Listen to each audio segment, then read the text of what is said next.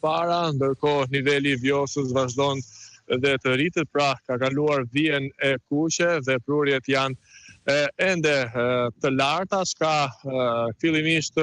ka pa një përmbytje në zonën ku ne ndodhem në fshatin në zonën e Mifolit dhe në qendrën administrative të Novoselës, ku janë 14 banesa të raportuara, të cilat janë përmbytur dhe banorët janë evakuar, janë larguar, por pra 12 familje dhe se janë përgatitur plani për evakime të tjera, në fakt janë rreth 200 krer bakti që janë evakuar rreth 200 krer bakti, ndërkohë që shërbimet shëndetësore ndodhen dhe në lëvizje në terren për shkak për persona që janë të pamundur probleme shëndetësore. Problemi mbetet në zonën e Bishanit tashmë dhe të Fitores, ku ka prezencë të lartë të ujit në tokat bujqësore, pothuajse tokat janë në pushtetin e ujit, ndërsa banorët janë të friksuar dhe ne ishim pak më parë në fshatin Bishan, ku siç u shprehen banorët që nuk ka ardhur askush në ndihmë apo dikush që thotë që duhet të largohen për shkak sepse rreziku mbetet i lartë në zonë. Pra është një zonë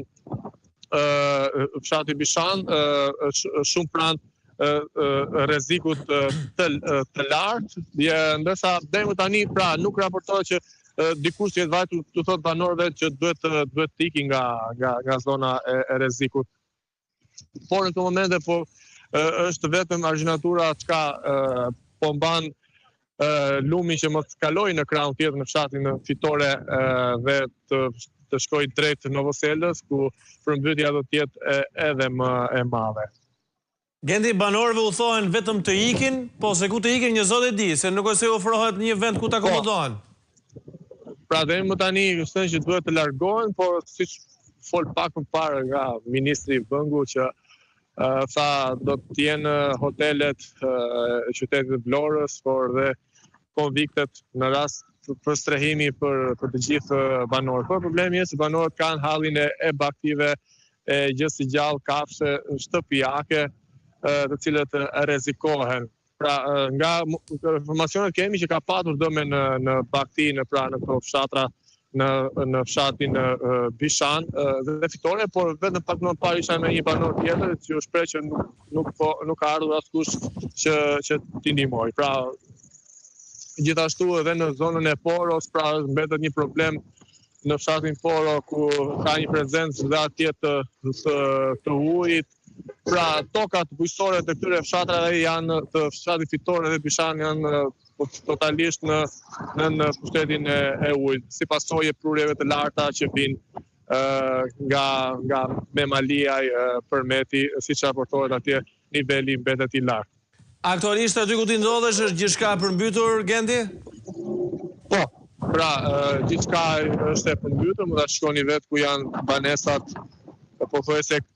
një nga banesat është totalisht në pushtetin e ujit e mbuluar, ndryshe nga muaji dhjetor, ku niveli ishte më i ulët, por sot niveli është goxha i lartë, pra niveli ka kaluar vijën e kuqe, jemi në alarm dhe se vazhdon pra të ketë rreshje shiu, çka e bën edhe më të vështirë situatën për të rritur nivelin e vjosës dhe duke rrezikuar fshatra si Fitore, Bishan, Velisuf, njësinë administrative të Novoselës dhe tek kura e Mifolit që ne ndodhemi. E qartë, Gendi, të falenderoj. Faleminderit që. Mirë, do të rikthehemi edhe një herë në qytetin e Durrësit, atje ku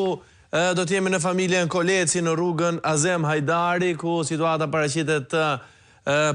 dramatike. Unë do të kem